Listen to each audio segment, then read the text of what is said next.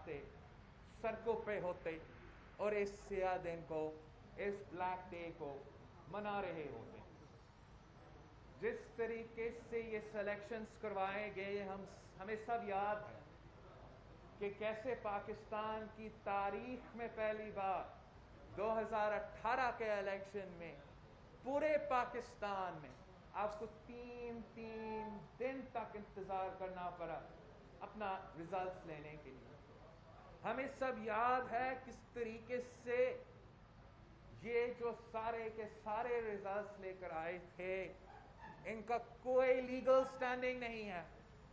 और वो इसलिए कि आपका जब वोट काउंट होता है तो हर कैंडिडेट का हक है कि उनका पोलिंग एजेंट्स पोलिंग स्टेशंस में बैठे हो, वो उस काउंट को सुपरवाइज करें।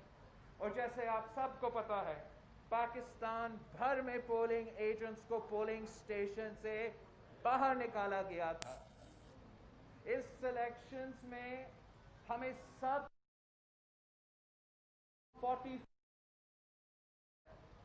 और पाकिस्तानी कौम को ये समझाना कि फॉर्म 45 का क्या अहमियत है, इसमें इमरान खान साहब का अपना बहुत ही बड़ा किरदार है। लेकिन 90% फॉर्म 45 जो उस गायब है, गायब अगर नहीं है तो उसमें पोलिंग एजेंट्स के सिग्नेचर्स नहीं है।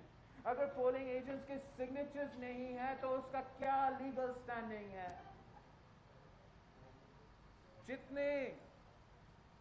जिस तरीके से हमारा इदारे इस इलेक्शंस में मुतनाज़े हुए, माजी में किसी इलेक्शन में हमारे इदारे इतने मुतनाज़े नहीं हुए थे। ये पाकिस्तान का शाहिद वाहिद इलेक्शन था, पहला इलेक्शन था जिसमें हर पोलिंग स्टेशन में बाहर और अंदर हमारा फौज को खड़ा कर दिया गया। उस इलेक्शन से पहले Pakistan Peoples Party national assembly में नहीं, नेशनल असेंबली खत्म हो चुका था, सेनेट में पार्लियामान में और पार्लियामान के बाहर इस इशू पे एजिटेट करता रहा कि अगर आपने सिक्योरिटी देना है तो सिक्योरिटी के हद तक आप बाहर खड़ा हो सकते हैं, अंदर खड़ा होने का क्या कानूनी, आईनी या लॉजिकल जहाज बनता है। जबकि आपने जब दहशतगर्दी अरूज पे था, जब 2007 के इलेक्शंस चल रहे थे, जब पाकिस्तान के सड़कों पे पाकिस्तान के अवाम का खून बह रहा था, जहां पाकिस्तान के हर सूबा में शहीद मोहतरमा बेनजीर भुट्टो की शहादत के बाद आग जल रहा था, उस माहौल में जब आपने इलेक्शंस किए थे तो तब हर पोलिंग स्टेशन के अंदर और बाहर फौज नहीं थे। जब आपने 2013 के इलेक्शंस किए थे तब भी दहशतगर्दी का खतरा था, तब भी हमारा कैंडिडेट्स अगवा हो रहे थे, तब भी आपने हर पोलिंग स्टेशन के अंदर और बाहर फौज को खड़ा नहीं किया था। लेकिन पता नहीं क्यों, जबकि जियाउल हक के दौर में नहीं हुआ, जबकि मुशर्रफ के दौर में नहीं हुआ, हमारा समझ से बाहर है कि क्यों इमरान खान के लिए ये स्टेप लिया गया। इससे मैं समझता हूं कि हमारा इलेक्शन प्रोटेस्ट मुतनाज़े हुए और वो लोग जिनको मुतनाज़ा कभी भी नहीं होना चाहिए, जिनको कभी किसी भी सूरत में किसी भी सियासी रंग को नहीं आना चाहिए, जब आप पोलिंग स्टेशन के अंदर होंगे, जब आप पोलिंग स्टेशन के बाहर होंगे, जब चिट्ठी वो पोल स्लिप कलेक्ट करने के वक्त आप वहां होंगे, जब पोलिंग एजेंट्स को पोलिंग स्टेशन के बाहर फेंकने के वक्त आप वहां होंगे, तो फिर मुतनाज़ा हो जाएंगे। तो मैं समझता हूं कि जितना नुकसान इस इलेक्शन ने हमारा सिस्टम को किया था शायद माजी में, इतना नुकसान नहीं हुआ। और इतना जो दहशतगर्दी के वाक़े हुए थे इस इलेक्शन में, वो भी हुए थे। हमारा जो उस वक्त का इलेक्शन कमीशन था उसने तो पुरअमन का नाम दिया था इस इलेक्शन को इलेक्शन के बाद, लेकिन हमें पता है कि कैसे पूरे पाकिस्तान में दहशतगर्दी के वाक़ये थे, कैसे पेशावर में दहशतगर्दी के वाक़ये थे, कैसे इस इलेक्शन में भी एक और बलोर खानदान से ताल्लुक़ रखने वाले बलोर शहीद हो चुका था, कैसे शहीद सिजरानी साहब को बलूचिस्तान में शहीद करवाया गया, कैसे पन्नू में दहशतगर्दी का वाक़या था, कैसे इलेक्शन डे पे मेरा अपना लड़काना में मेरा पोलिंग कैंप पे बम धमाका हुआ। ये तो खबर भी नहीं था, ये तो पाकिस्तान का ब्रेकिंग न्यूज़ भी नहीं था कि पीपल्स पार्टी का कैंप पे लड़काना में धमाका। मेरा पहला इलेक्शन में मेरा पहला वोट डालते हुए आपके पास वो फुटेज नहीं है। आपको मीडिया को जिनका हक था, जिनको पाकिस्तान के अवाम के आंख बंद के हमारे पोलिंग स्टेशंस पे और उस प्रोसेस को पे नजर रखना था, आपको भी एक्सेस नहीं दिलवाया गया। और इसके नतीजे में जो इलेक्शन रिजल्ट्स निकले, पहले दिन से कोई लेजिटिमेसी नहीं था, और जितने दिन ये हुकूमत अब हुकूमत में रह चुके हैं, अब सारे पाकिस्तान एक पेज पे है, पाकिस्तान के अवाम एक पेज पे है, हर सूबा से ताल्लुक़ रखने अवाम एक पेज पे है। वो ये पेज कि इस सिलेक्टेड इमरान को जाना पड़ेगा, कि इस सिलेक्टेड इमरान ने जो नुकसान पाकिस्तान की जमहूरियत को किया है वो आपके सामने है, जो नुकसान इस सिलेक्टेड इमरान ने हमारा मईशत को किया है वो आपके सामने है। तारीख में हम इतने बुरे मुआशी सूरत हाल के मुकाबले कभी नहीं किए हैं, और आगे जाके अगर ये सिलेक्टेड रहेगा तो हमारा मुआशी हालात मजीद बुराई की तरफ चला जाएगा।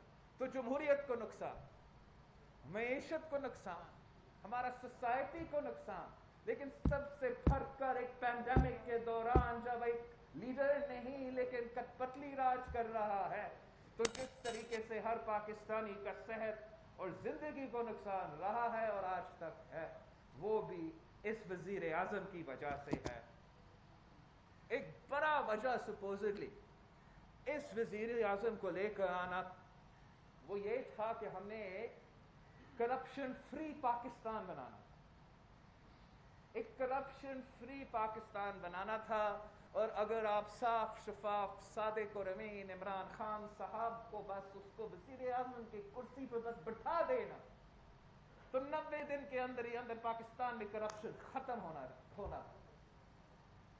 अब आप पूछे अवाम से, पाकिस्तान के अवाम से, आज नया पाकिस्तान में कितना करप्शन हो रहा है, नया पाकिस्तान में कितना करप्शन हो रहा है। ट्रांसपेरेंसी इंटरनेशनल से पूछे, कुछ ट्रांसपेरेंसी इंटरनेशनल मैं तो एक सियासी जमात को मेरा राय होगा, लेकिन ट्रांसपेरेंसी इंटरनेशनल का अपना एनालिसिस है कि जो करप्शन नया पाकिस्तान में सिलेक्टेड दौर में हुआ है, पाकिस्तान की तारीख में इतना करप्शन नहीं हुआ।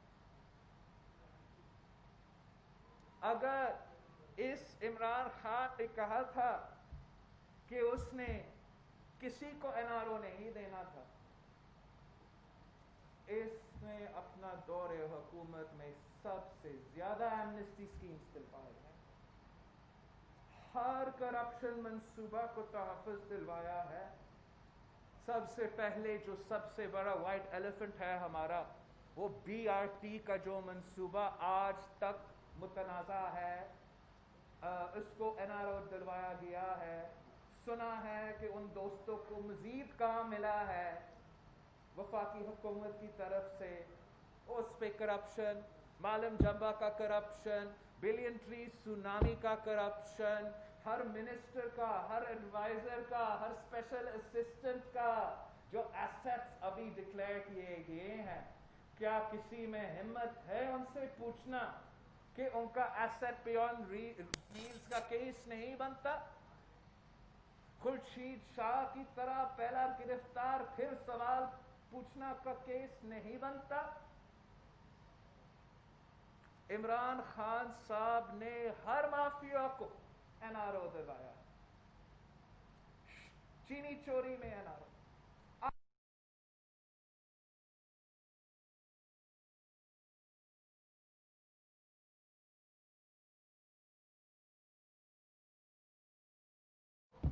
जिसने कश्मीर का सफीर बनना था, वो आज कुलभूषण यादव का वकील बन चुका है।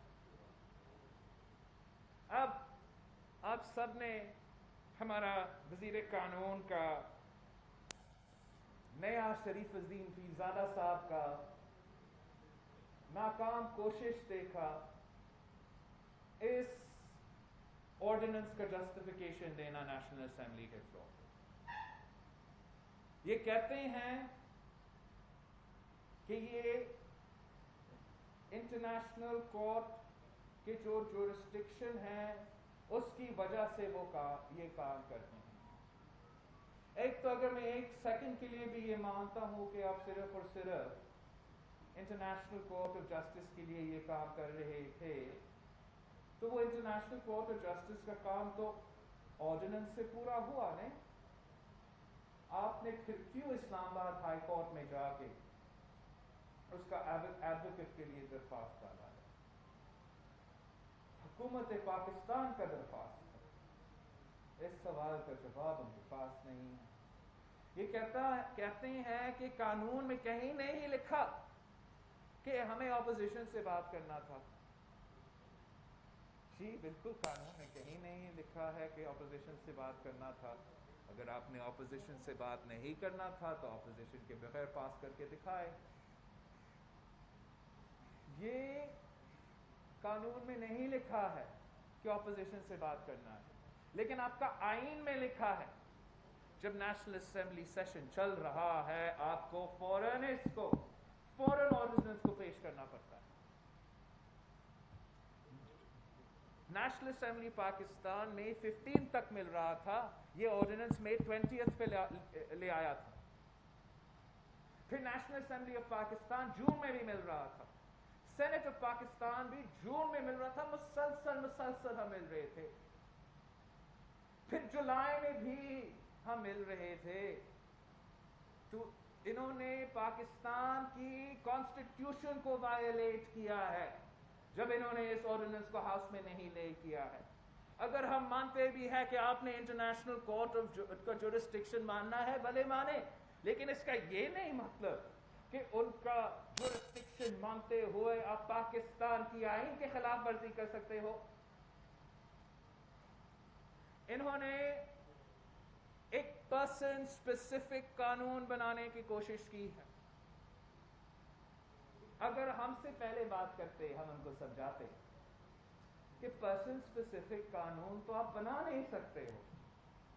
हाल ही में सुप्रीम कोर्ट ऑफ पाकिस्तान ने एक कानून जो पिछले हुकूमत ने वाज़े अक्सरियत से पास करवाया था, उस कानून को इस बात पे स्ट्राइक डाउन किया कि पर्सन स्पेसिफिक लेजिस्लेशन नहीं हो सकता। इससे ज्यादा पर्सन स्पेसिफिक लेजिस्लेशन क्या हो सकता है?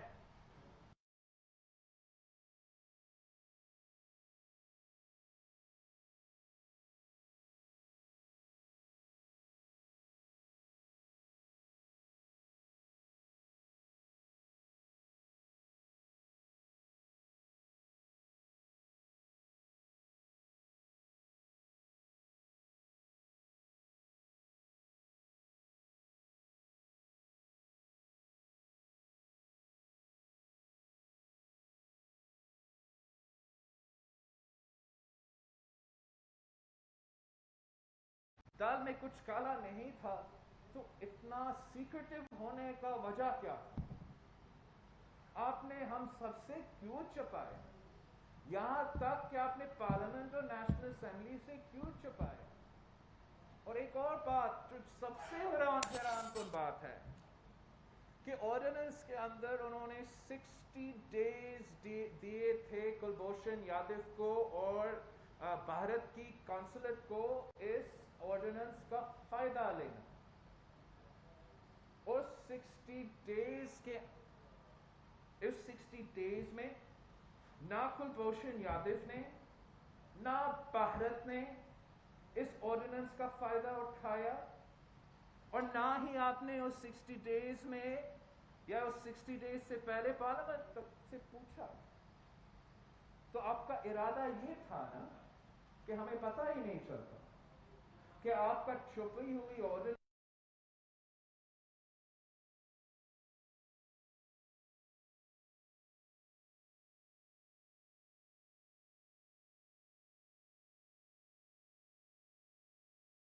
ڈیز کے اندر آپ نے لے کرنا تھا. کام بھی ہو گیا اور ہمیں پتہ بھی نہیں چلتا.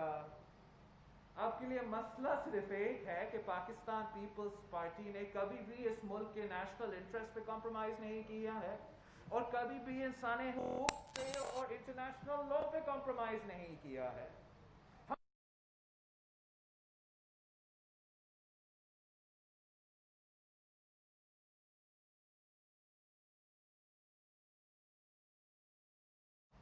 کہ یہ شاید مسئلہ بن جائے گا ہم نیشنل اسمبلی میں لے کر آئیں، لیکن آپ کہ حکومت نے پاکستان پیپلز پارٹی سے، میرا جماعت سے، مجھ سے کوئی رابطہ نہیں کیا، کوئی کانٹیکٹ نہیں کیا، نہ ہمارے رائے لینے کے لیے، ہمیں بتانے کے لیے کہ وہ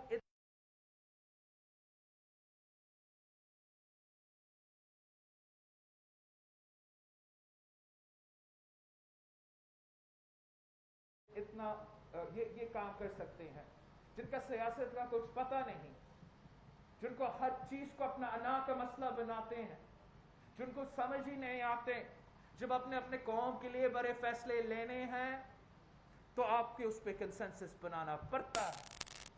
ان میں نہ یہ صلاحیت ہے نہ وہ اہلیت ہے. ہر کرائسس کو وہ کیٹاسٹروفی میں تبدیل کر دیتے ہیں، اور جتنا دیر یہ حکومت میں رہے گا پاکستان کا ہر کرائسس سے کیٹاسٹروفی میں تبدیل ہو جائے گا.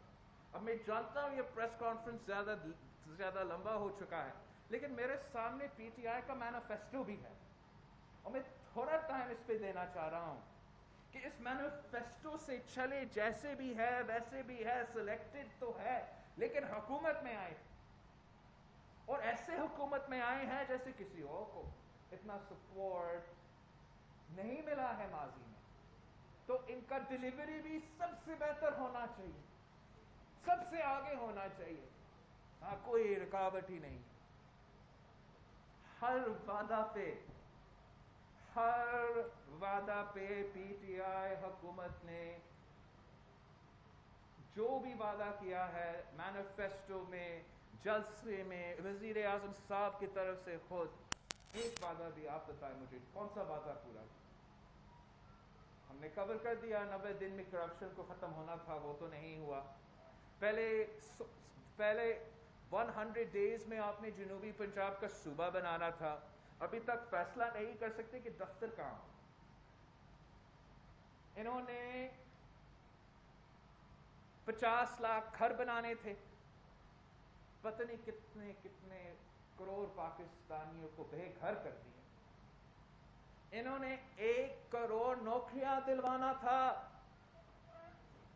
تاریخ میں جتنے پاکستانی اس حکومت میں بے روزگار ہو چکے ہیں، ماضی میں کسی حکومت میں ایک وقت میں اتنے لوگ بے روزگار نہیں ہو چکے ہیں. پاکستان کی پورا کا پورا تاریخ میں ہم کبھی بھی نیگیٹو گروتھ میں نہیں آ چکے ہیں. اب یہ خود مانتے ہیں، اپنے اکنامک سروے مانتے ہیں کہ پری کووڈ کا لاک ڈاؤن وہ نیگیٹو گروتھ میں. پاکستان کی معیشت کو جتنا نقصان اس حکومت نے کیا ہے، ماضی میں کسی حکومت نے ہمارا معیشت کو اتنا نقصان نہیں پہنچایا ہے. ان کا چیپٹر 2 جو ہے مینیفیسٹو کا وہ گورننس پہ تھا. اس کا پہلا ایک پوائنٹ ہے اس میں کہ انہوں نے نیب آرڈیننس کو ریویو کرنا تھا, اسٹرینتھن کرنا تھا اس کا mandate, independence and the appointment process for the NAB. اس کام میں اس کام پہ انہوں نے کوئی پروگریس نہیں دکھایا. انہوں نے پورا پاکستان کو ٹرانسفارم کرنا تھا by devolving power and decision making to the people through an empowered local government. جب سے پی ٹی آئی کی حکومت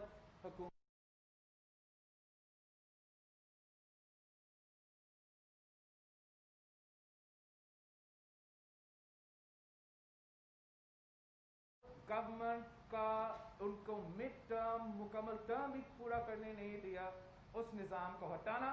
اور آج تک آپ کا تو لوکل گورنمنٹ کا نظام ہی نہیں ہے, ڈیولوشن اور لوکل ڈیسیجن میکنگ تو دور کی بات ہے. اور میں فخر کے ساتھ کہہ سکتا ہوں کہ سندھ میں آج پہلی بار اگست کے مہینے میں انشاءاللہ تعالی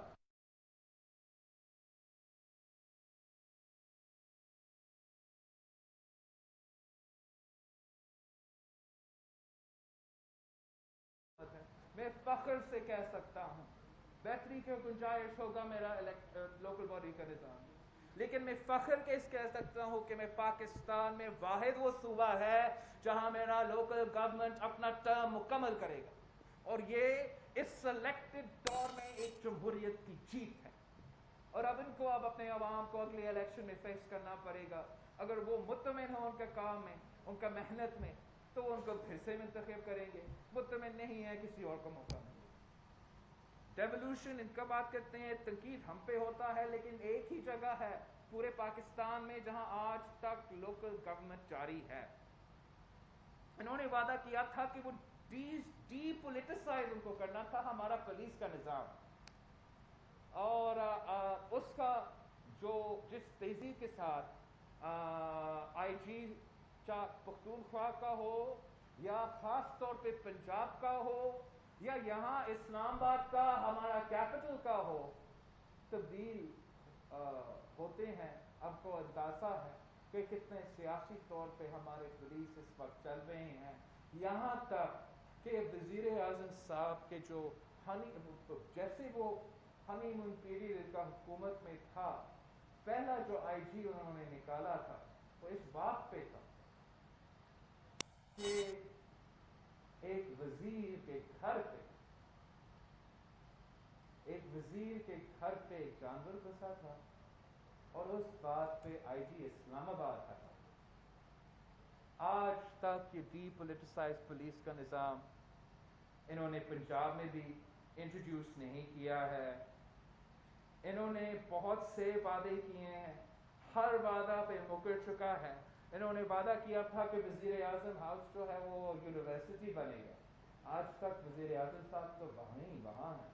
وزیر اعظم صاحب نے تو بائسیکل پہ جانا تھا دفتر ہر دن, ابھی تک وہ تو ہیلی کاپٹر پہ جاتا ہے. وزیر اعظم صاحب نے وعدہ کیا تھا کہ ہر صوبہ کا گورنر ہاؤس کو وہ یونیورسٹی میں تبدیل کریں گے. انہوں نے تو اپنے حکومت میں جہاں اپنی صوبائی حکومتیں ہیں وہاں بھی یونیورسٹی پہ تبدیل نہیں کر چکے ہیں. انہوں نے وعدہ کیا تھا کہ وہ ایک رائٹ ٹو انفارمیشن پہ they were going to facilitate a drive to legislative reform for the right to information, the right to service, and we will abolish the culture of secrecy, and we will ensure that all government actions, records, information are open to public scrutiny. اب national assembly کے ممبر ہوتے ہوئے جو ہمارا حق ہے آپ کے ڈاکیومنٹس دیکھنے کے لیے, ہمیں نہیں دیکھنے کی اجازت دیتے. پاکستان کی عوام تو دور کی بات ہے.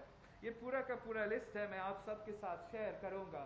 ہر وعدہ پہ میں نے ان حق کا ہر پیج سے میں I've gone through their manifesto, and ہر جگہ سے, ہر موقف سے, ہر وعدہ سے وہ مکر چکے ہیں. یو ٹرن لے چکے ہیں, ستیاناش کر چکے ہیں, ہمارا جمہوریت کا جنازہ نکال دیے ہیں, ہمارا معیشت کو تباہ کر چکا ہے. آج تک یہاں تک کہ ہر پاکستانی کا فصل آج خطرہ میں ہے, ہر پاکستانی کا صحت اور زندگی خطرہ میں ہے. اس سلیکشن کا جو بوجھ ہے پاکستان کے عوام آج تک اٹھا رہے ہیں. اب ہمیں فیصلہ کرنا ہے کہ ہم کب تک اس پہ انسسٹ کرتے رہیں گے کہ اس سلیکٹڈ کو ہی رہنا ہے, جو بھی حال ہو ہمارا ملک کا, جو بھی حال ہو ہمارا فارن پالیسی کا, جو بھی حال ہو ہمارا معیشت کا. یہ فیصلہ پاکستان کی عوام کو لینا پڑے گا. متین حیدر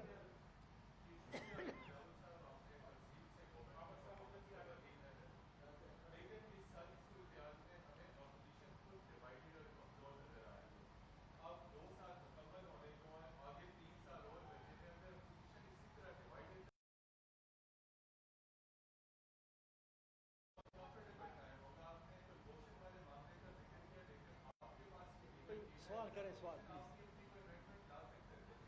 لا سکتے تھے اگر ہمیں پتا ہوتا, لا سکتے تھے اگر اسپیکر صاحب ہمیں موقع دیتا. آج تک وزیر نے تو وہ آرڈیننس جو ہے ہاؤس میں پڑھا بھی نہیں.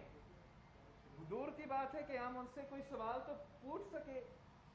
یہ اگر جمہوریت میں یقین ہی نہیں رکھتے, پارلیمان میں یقین ہی نہیں رکھتے, اس حکومت کو ہر ایشو کو متنازع بنانے کا شوق ہے. جہاں تک اپوزیشن کی بات ہے, یہ حکومت نے جیسے supreme court of Pakistan justice Baqir کا تاریخی فیصلہ آپ کو بتا رہا ہے, ہر پاکستانی کو بتا رہا ہے کہ کس طریقے سے نیب کو پولیٹیکل انجینئرنگ کے لیے استعمال کیا گیا تھا, کس طریقے سے مخالف کے خلاف استعمال کیا گیا تھا اور آج تک استعمال ہو رہا ہے. ہم مطالبہ کرتے ہیں اس کا ابالشمنٹ کے لیے, ہم مطالبہ کرتے ہیں کہ ہمیں ہر پاکستانی کو آزادی ملنا چاہیے, لیکن سیاسی جماعتوں کو سیاسی آزادی ملنا چاہیے, سیاسی جماعتوں کو لیول پلینگ فیلڈ ملنا چاہیے. آج تک نہ پارلیمنٹ میں, نہ میڈیا پہ, نہ سڑکوں پہ سیاسی جماعتوں کو لیول پلینگ فیلڈ دیا جا رہا ہے. یہی ہمارا شکوہ تھا جنرل الیکشنز میں کہ ہمیں لیول پلینگ فیلڈ نہیں دیا جا رہا ہے, اور آج تک ہمیں لیول پلینگ فیلڈ نہیں دیا جا رہا ہے. اگر میں آپ کو ایک بات بتاؤں, پاکستان پیپلز پارٹی نے مسلسل پہلے دن سے لے کے آج تک اپنا بھرپور طاقت سے, اپنے بھرپور محنت سے ہر ایشو پہ, ہر پالیسی پہ, ہر کام پہ ان کو ان کا اپنا جو کام ہے, اپنا جو ذمہ داری ہے, اپوزیشن کا, وہ اپنے کیپیسٹی کے حد تک پورا کیا. سر ایک سوال یہاں سے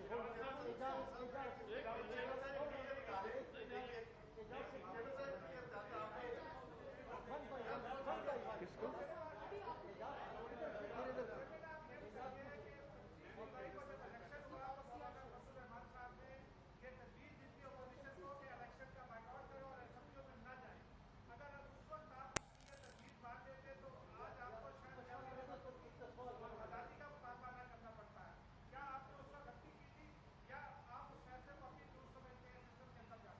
میں آج بھی سمجھتا ہوں کہ پاکستان پیپلز پارٹی کے لیے پاکستان میں ہمارا تاریخ ہے, ہمارا موقف ہے, جمہوری سسٹم کا حصہ نہ رہنا کبھی آپشن نہیں تھا.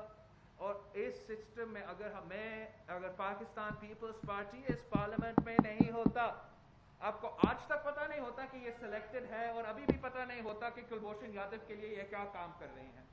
تو جتنا بھی کم ہو, شہید محترمہ بینظیر بھٹو کے ساتھ 17 سیٹس میں وہ پارلیمنٹ میں تھی, مگر میں اس پارلیمنٹ میں بیٹھی اور اس کو حکومت کو ہلنے نہیں دیا.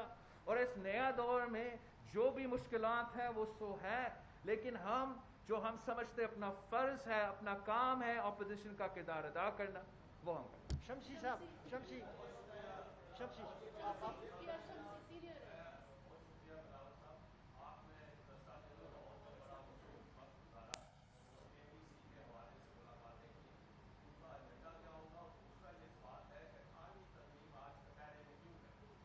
जहाँ तक हमारा APC की बात है, हमारा तफसील मीटिंग हुआ था लाहौर में मुस्लिम लीग नवाज के साथ, जिसके बाद हमने अपने जो पार्टी के नुमाइंदे हैं कमेटी के लिए ताकि हम उसी एजेंडा पे काम करें वो भी तय किए थे और अनाउंस किए थे, और ईद के बाद जो हमारा APC होना है उसी के लिए ये सब काम कर रहे हैं। मैं मौलाना फजल रहमान साहब से भी कराची में मिला, नून लीग से लाहौर में मिला, आज ही मैं अख्तर मैंगल साहब से मिला हूँ, और मुसलसल जो अपोजिशन के जमातें हैं उनसे अपने इंगेजमेंट में इजाफा करने की कोशिश करता रहूँगा। जहाँ तक 18th अमेंडमेंट जो है, मैं नहीं समझता हूँ कि 18th अमेंडमेंट खठेरे में है। उन पे जो जिस ये हुकूमत हमला हमेशा ऑलमोस्ट एवरी डे नाउ या NSC पे 18th अमेंडमेंट करने की कोशिश कर रहे हैं, लेकिन इसकी वजह से हुकूमत खठेरे में है। और अगर एक आंच भी आता है NSC अवार्ड पे और 18th अमेंडमेंट पे तो हुकूमत को भी नुकसान होगा। जो नुकसान पाकिस्तान इस वक्त पाकिस्तान की वफाक इस वक्त नहीं उठा सकते हैं और उसको फुल फोर्स में रेजिस्ट किया जाएगा।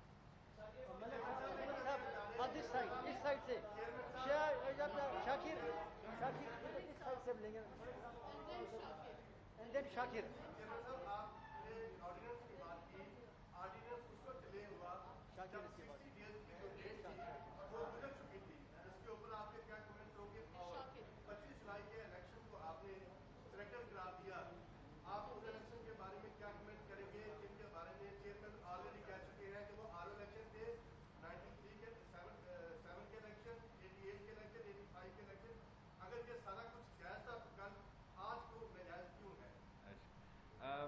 जहाँ तक ऑर्डिनेंस की बात है, मैंने यही तो इल्ज़ाम है, इसलिए हम कह रहे हैं कि तो NRO दे रहे थे, रिलीफ पहुँचा रहे थे, और अब जब उसने उस रिलीफ का फ़ायदा नहीं उठाया तो ये आपका दूसरा कोशिश है।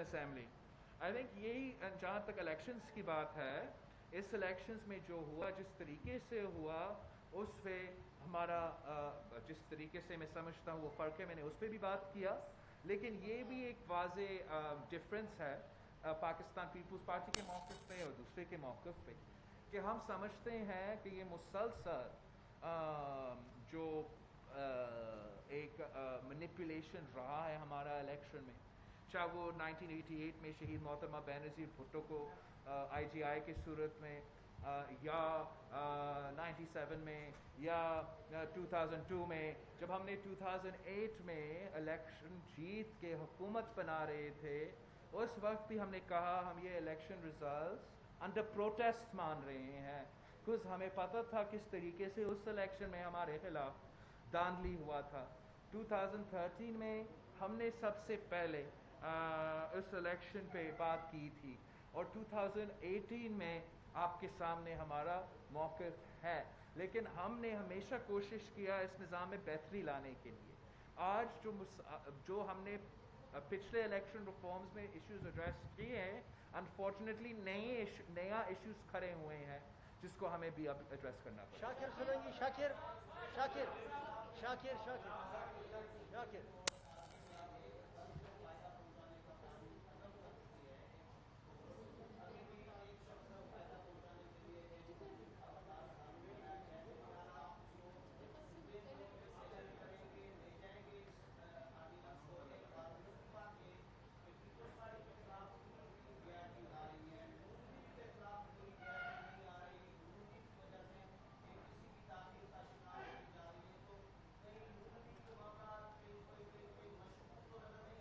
नहीं, आई थिंक एक तो जहाँ तक नून लीग की बात है, मैं समझता हूँ कि सारे सियासी जमातें जो है जो अपोजिशन में हैं वो अपने अपने तौर पे अपने किरदार अदा कर रहे हैं, और मेरा राब्ता आज भी उनके साथ है। जो JITs पाकिस्तान पीपल्स पार्टी के ख़िलाफ़ ले आए जा रहे हैं उनमें कोई हैसियत नहीं है, उनमें कोई वो झूठी जाली JITs है, और हम इनका मुकाबला हर फोरम पे करने को तैयार हैं। हम इनसे there's no इशू और शहबाज शरीफ साहब को भी इस बीमार हालत में भी नैब का सामना करना पड़ रहा है। सारी सियासी जमातें जो है वो अपोजिशन का रोल आपने देखा होगा, जिस तरीके से ख्वाजा आसिफ साहब ने पार्लियामान में इस कुलभूषण यादव इशू पे भी बोला। हम सब अपना रोल भी अदा कर रहे हैं। APC इंशाल्लाह ताला ईद के बाद होगा। मुस्लिम लीग नून का सदर जो हमारा लीडर ऑफ द अपोजिशन भी है, वही लीडर ऑफ द अपोजिशन हमारा APC की जो लीडरशिप है वो करेगा।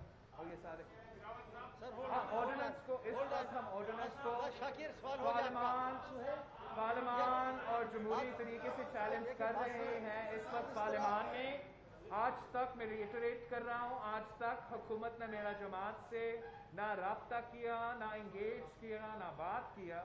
अगर ऐसा ही रहा हम पार्लियामान में भी मुखालफत करेंगे और कोर्ट्स में भी मुखालफत। होल्ड ऑन, ऐसा नहीं चलेगा।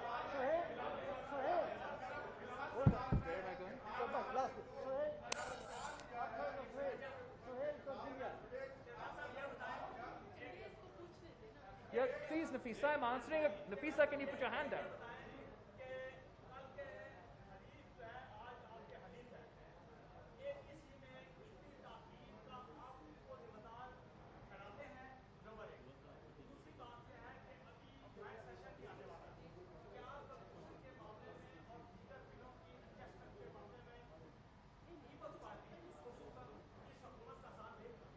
जहाँ तक APC की बात है, हमने जो जॉइंट रेजोल्यूशन निकाला था बजट के ऊपर, वो एक बहुत अहम पहलू था हमारा APC का, जिस पे हमारा rather than being on the APC agenda, हमने एक जॉइंट रेजोल्यूशन के तहत, जॉइंट प्रेस कॉन्फ्रेंस के तहत उस इशू को एड्रेस किया है। अब हम आपस में हमारा कमेटीज काम कर रहे हैं कि हम अपना जो एजेंडा इस APC के लिए है उस पर कंसेंसस बनाएं, और इंशाअल्लाह ताला ईद के बाद जब शहबाज शरीफ साहब से एहतियाब होता है उस APC का वो APC का मीटिंग भी होगा। इसके बाद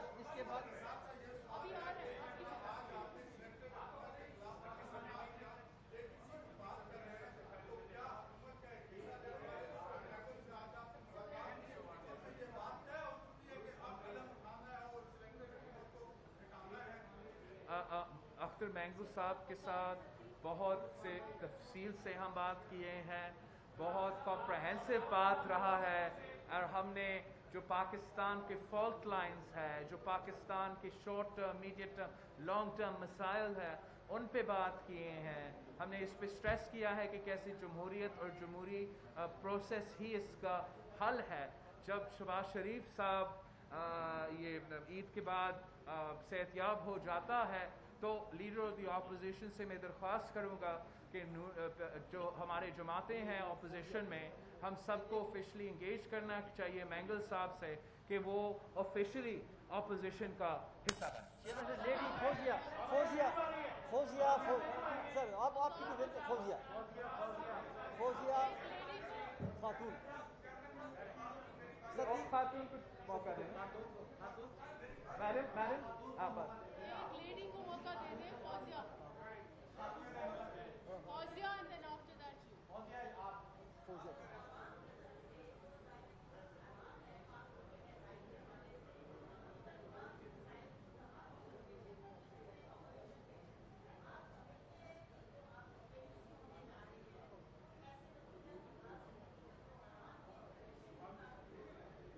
मैं समझता हूँ कि अवाम बहुत ही अवाम के जज्बात जो है, अवाम के अंदर जो नाराज़गी जो है, और जिस तरीके से ये सारे जज्बे सप्रेस हो रहे हैं इस रेजीम के थ्रू, अगर अपोजिशन अवाम के एक्सपेक्टेशंस के पूरे पे नहीं उतरेंगे तो वो हमारे लिए भी नुकसानदेह होगा।